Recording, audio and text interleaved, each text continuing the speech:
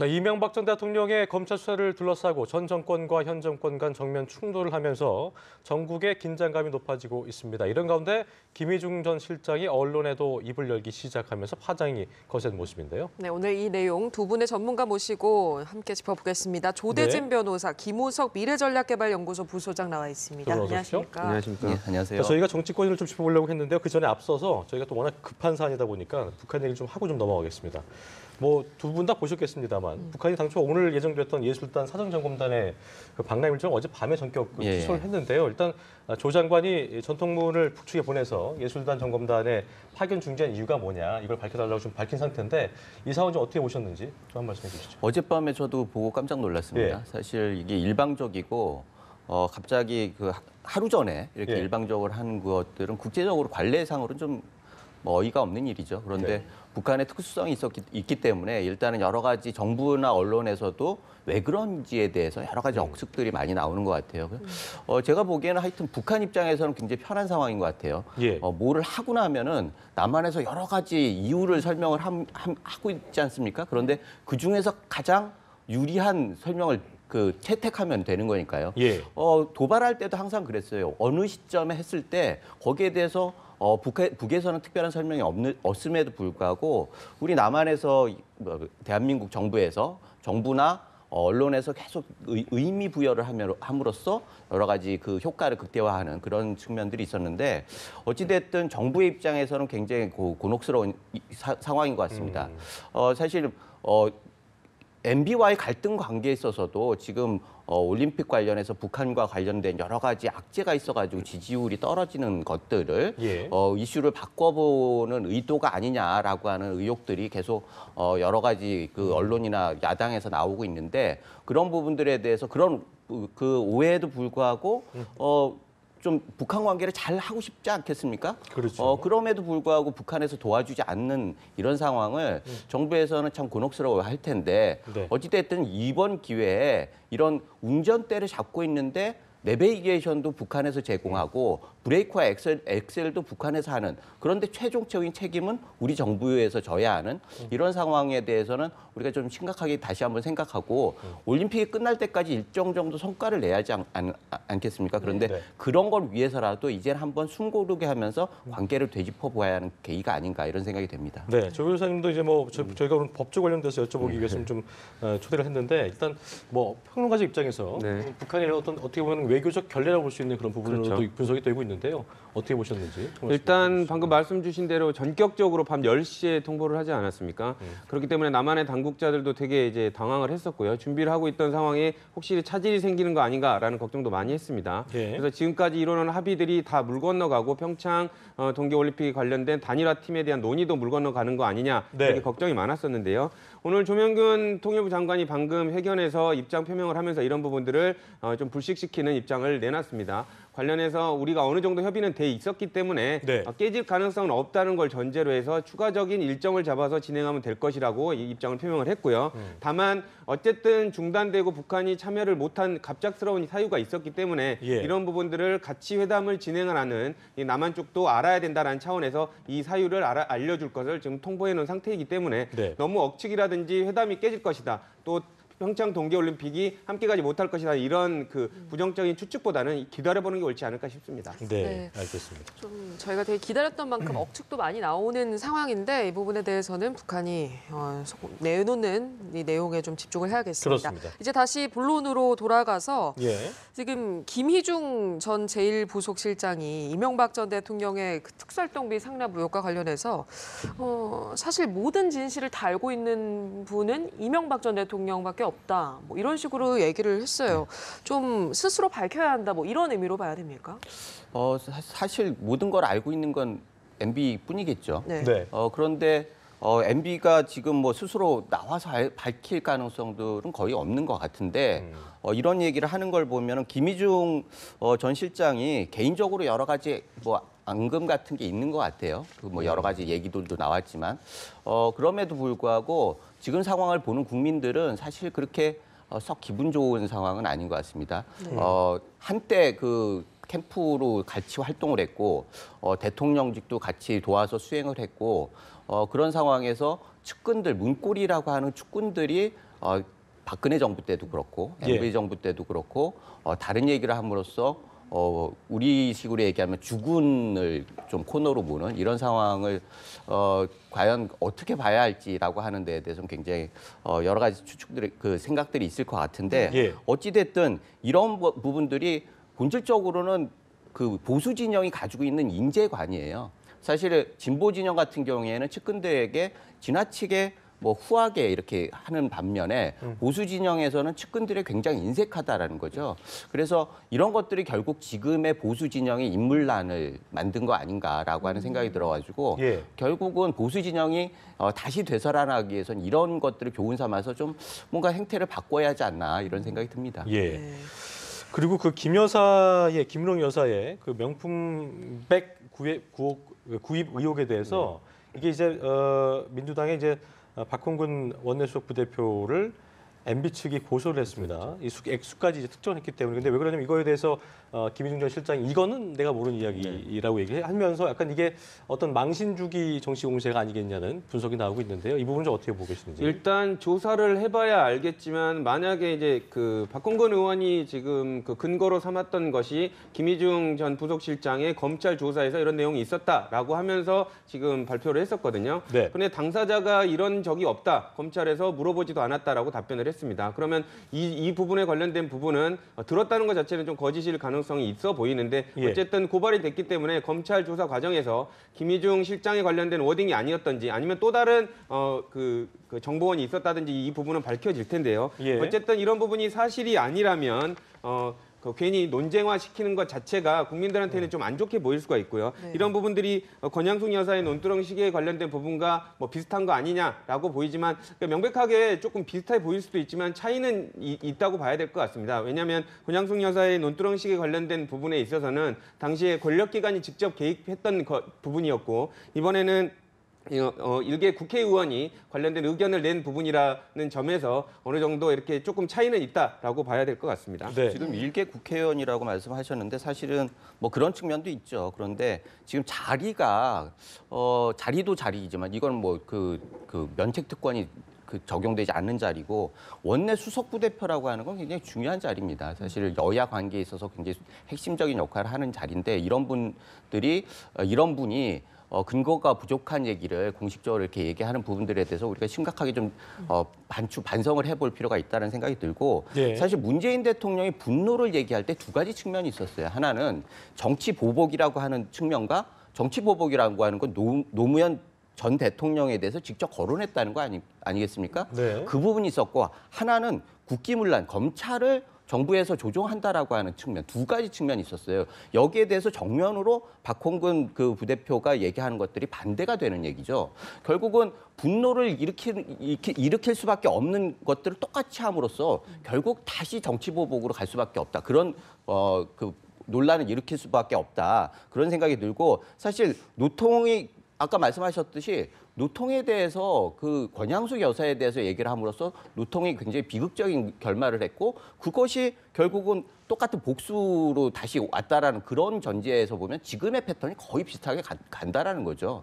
영분위에 대해서 그 얘기를 하고 그것이 MB를 압박하는 수단으로 쓰인다라고 하면 이게 거의 패턴이 비슷한 거고 사실 검찰은 조정 안 한다고 하면서 검찰 정보를 여당에서 취득해가지고 그걸 발표한다. 이런 것들은 앞뒤가 안 맞는 얘기 아니겠습니까? 그래서 이런 부분들은 정치 여야를 떠나가지고 우리 정치에서 꼭 없어져야 할 부분이 아닌가라고 하는 생각에 대해서 이 부분에 대해서는 물론 MB 쪽에서 고소를 했습니다만 이 부분에 대해서는 확실하게 무슨 입장을 발표를 하거나 해가지고 네. 한번 밝힐 건 밝히고 넘어갈 건 넘어가고 이렇게 하면서 한번 정리를 해야 할 부분이 있는 것 같습니다. 그래요. 사실 그 비중이 있는 지금 말씀하신 대로 원내수석 부대표 자리에서 입장을 밝힌 건데 만약에 이제 그 김 전 실장처럼 이게 어떤 증거가 없이 그냥 모르는 상황으로 그냥 뭐 어떤 비방하기 위해서 용이었다면 만약 이 고소가 어떤 식으로 법적인 처리가 될지는 어떻게 뭐 허위사실 유포죄라든가 이렇게 좀 일단 사실이 아니면 네. 그 부분 형법상의 허위사실 유포에 대한 명예훼손이 됩니다. 근데 다만 관련된 부분에 있어서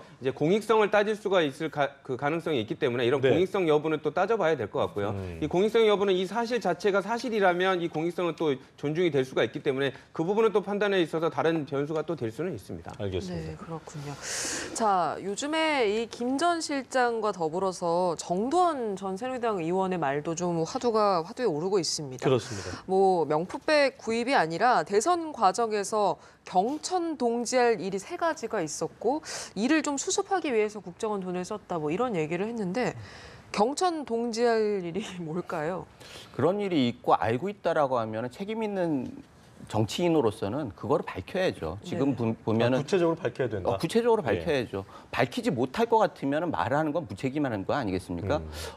그리고 이것을 MB가 밝혀야 한다라고 하는 김희중 실장의 패턴으로 한다라고 하면 예. 그 김희중 실장은 비서고 지금 정두원 의원은 정치인 아니겠습니까? 정치인은 자기 몫이 정치적인 책임이 있는 거예요. 그렇다고 하면은 밝힐 수 있는 거면 당연히 밝혀야 하는 거고 밝힐 수 없는 거 같으면은 입을 닫아야 하는 게 정상이라고 봅니다. 그래서 물론 정두원 의원이 개인적인 감정들이 있을 거예요. 뭐 정권 초기부터 MB 정부를 만들었음에도 불구하고 정권 초기부터 약간 소외받는 그런 과정이 있었을 텐데 그거는 둘간의 문제고 이 부분에 있어서는 굉장히 중요한 문제고 사실 경천동지라고 하는 건 국가를 흔들 수 있는 굉장히 중요한 거 아니겠습니까? 그렇다고 하면은 이 부분에 대해서 이렇게 얘기하는 것들은 책임 있는 자세라고 보여지지 않습니다. 네. 뭐 하실 말씀 있으십니까? 그 경천 동지라는 얘기를 했고 또 정두원 전 의원의 그 위치를 좀 봐야 되는데요. 정두원 의원 같은 경우는 MB 이명박 그 대통령이 그 캠프를 대선 캠프를 꾸릴 때 핵심이었거든요. 뭐 1등 공신이라고도 불리고 그렇기 때문에 어느 정도 관련된 사실을 소상히 알고 있을 내용이 있을 가능성이 있습니다. 그래서 단순한 허언이라고는 보이지 않고요.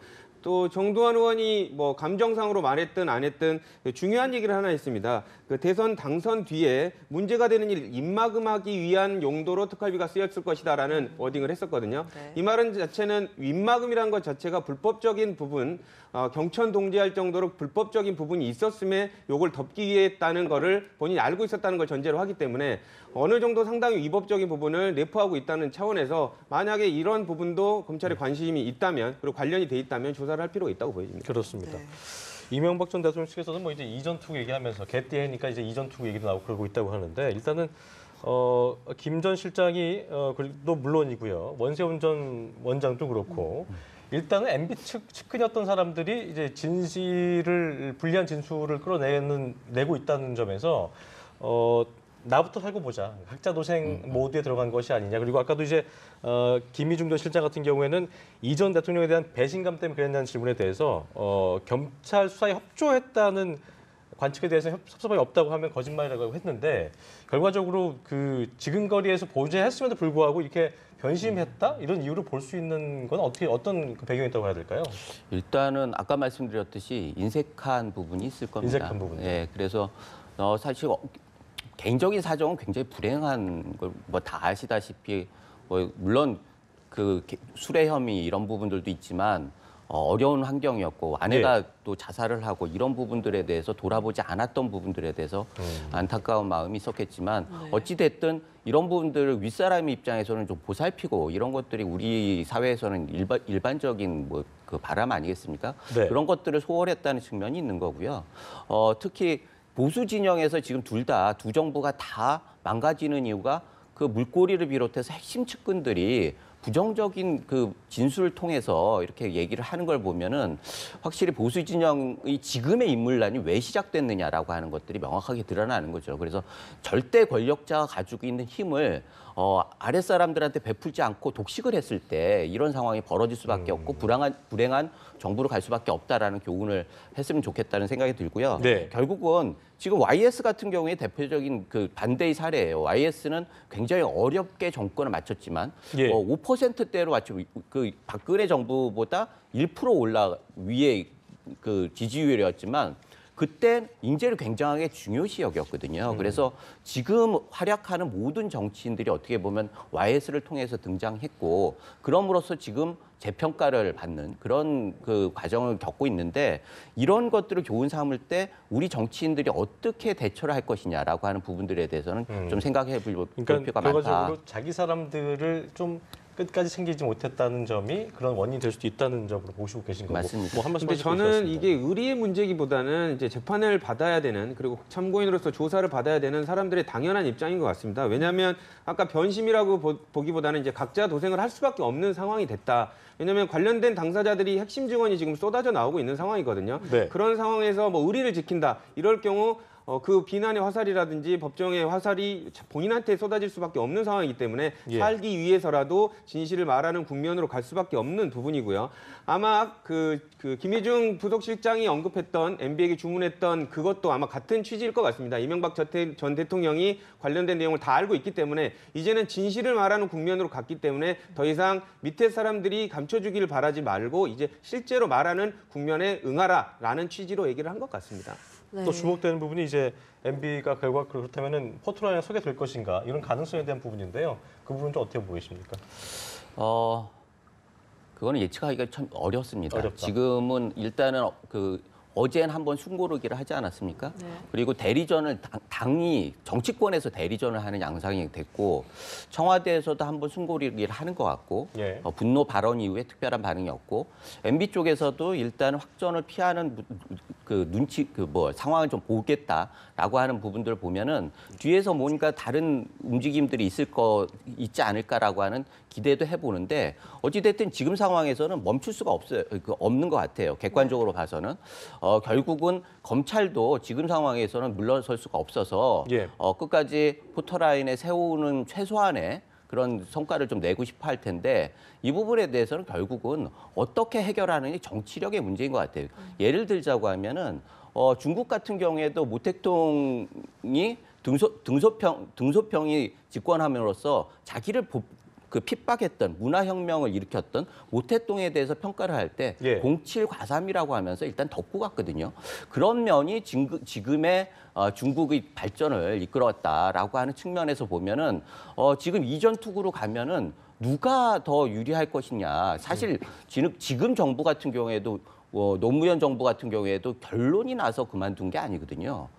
그런데 그걸 다시 파헤치면은 현 정부에게도 굉장히 큰 부담이고 MB 같은 경우에 품위 있게 칼을 맞을 가능성은 거의 없다고 봅니다. 지금은 죽기 살기로 그 칼이 오면은 맞을 수밖에 없는데 그렇다면 같이 공도동망하자 이렇게 갈 가능성이 많은데 예. 그렇다고 하면 결국은 국가적으로 굉장히 더 큰 혼란이 올 거고 그런 최종적인 책임은 현 정부가 질 수밖에 없을 텐데 그런 부분들에 대해서는 일정 정도 물론 그 사건이 파헤쳐지는 부분들에 대해서는 정확하게 해야겠지만 묻을 부분과 그렇지 않을 부분이라고 하는 그런 부분들에 대해서도 우리가 좀 생각해 봐야지 않겠느냐는 생각이 듭니다. 네. 네, 그렇습니다. 네, 이번에 이렇게 이명박 전 대통령이 기자회견을 하고 문 대통령이 좀 이례적으로 반박을 하면서 좀 전현 정권 간의 갈등의 골이 깊어지고 있는데요.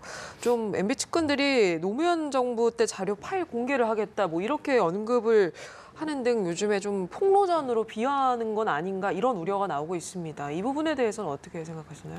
그러니까 아까 말씀드렸듯이 지금 이게 누구를 위한 싸움이냐는 거죠. 득보는 사람이 없어요.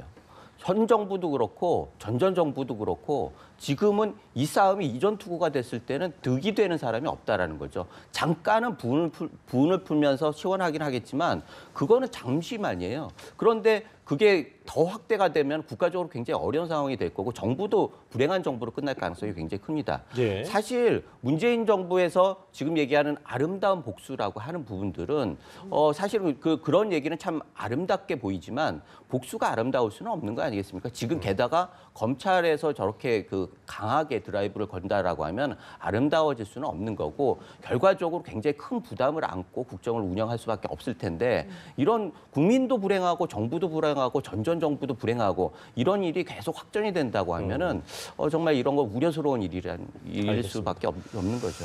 자, 주제를 좀 바꿔서요. 일단 이낙연 국무총리가 남북 단일팀, 아이스하키 단일팀 구성 문제를 언급하다가 이제 매달권 밖에 있다는 그렇죠. 발언을 했다가 공수사를 네. 하셨는데 일단 오해와 어떤 진위를 설명하시긴 했습니다만 이게 납득할 만한 해명이 됐다고 보셨는지 이거는 좀 분분한 것 같습니다. 네, 일부에서는 좀 부족하다라는 말씀도 있으신데 제가 보기에는 어느 정도 충분한 전달을 했다고 보여집니다. 왜냐하면 이제 이낙연 총리가 그 당시에 발언한 부분을 보면 좀 오해할 부분이 있었습니다. 왜냐하면 단일팀을 구성을 하는데 아이스하키 팀이 22에서 25위권 정도 되니까 단일팀을 구성하게 되면 성적이 더 오를 것이다라는 취지를 얘기를 해서 성적이 안 좋은 아이스하키 팀으로 이렇게 폄하하는 거 아니냐 이런 비판이 좀 있었거든요.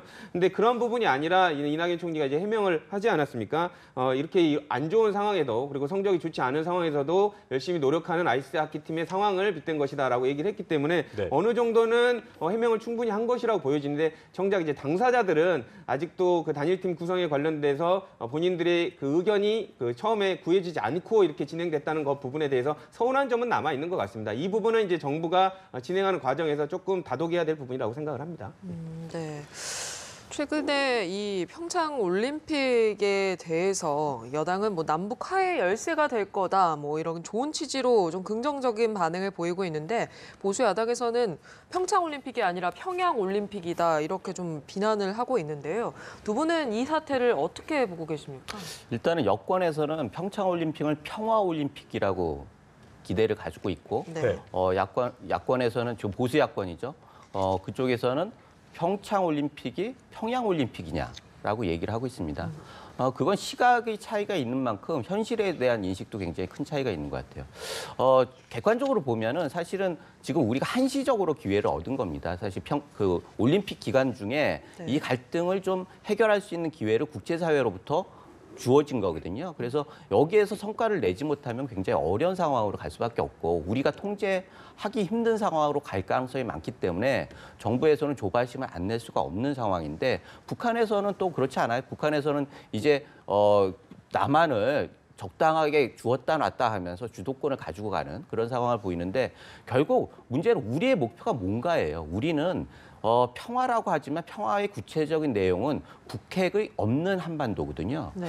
그래서 그 목적을 달성하기 위한 기회가 우리가 일단 지금 그거를 기회로 삼아야 하는데 북한에서는 말도 못 꺼내게 하고 있지 않습니까? 네. 네. 그렇다고 하면은 우리가 북핵에 대해서 말을 못하는 상황에서 거기에 대해서 성과를 내기는 정말 어려운 거고 이런 상황이 계속 이어진다라고 하면 올림픽 때 여러 가지 환호가 있었지만 그 환호가 잊혀질 때쯤 되면은 위기가 예. 다시 올 거라고 하는 그런 위기감을 냉철하게 판단해가지고 정부에서는 보다 더 현명하고 조직적이고 체계적으로 좀 접근하는 그런 그 지혜가 필요할 것 같고 특히 어제 같은 일이 계속 반복되면 국제사회에서 우리에 대해서 그렇게 신뢰를 하질 않을 겁니다. 네. 그러면 결국은 그런 상황이 올림픽이 끝난 다음에 더 큰 그 무게로 우리한테 올 가능성이 있기 때문에 이런 부분들을 잘 해결하는 모습을 보여야 하지 않겠나 생각합니다. 네.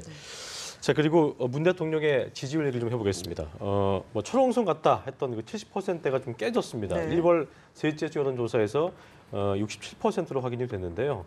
여러 가지 이슈가 있었죠. 단일팀 발표도 있었고 한반도기 사용도 있었고 뭐 가상화폐 규제까지 시작해서 뭐 여러 가지 이슈들 때문에 좀 여론이 혼재되어 있는 양상인데요. 어떤 이유가 가장 컸다고 좀 보고 계세요? 일단 일부 실망한 지지층이 조금 지지층의 마음이 나타난 건 사실인 것 같습니다. 네. 하지만 4개월 만에 이제 70%가 무너져서 67%가 됐다는 것 자체, 물론 의미를 부여할 수도 있겠지만 아직도 지지율이 고공행진이라는 점, 그리고 관련돼서 지금 중요한 논의들, 당사자들 뭐 예를 들면 지지층 간의 의견이 다를 수 있는 단일팀이라든지 평창 동계올림픽에 관련된 이슈들이 첨예하게 진행되고 있는 상황이라는 점에서 볼 때는 이게 뭐 하락폭에 뭐 가속화시킨다고 보일 것 같지는 않고요. 네. 또 올림픽 이후에 오히려 성과가 드러난다면 이런 부분들이 반영돼서 다시 오를 가능성도 충분히 있다고 보여집니다. 네, 알겠습니다. 자, 지금까지 조대진 변호사, 김우석 미래전략개발연구소 부소장과 함께 정치권 이슈와 함께 이것저것 짚어봤습니다. 두 분 오늘 말씀 고맙습니다. 고맙습니다.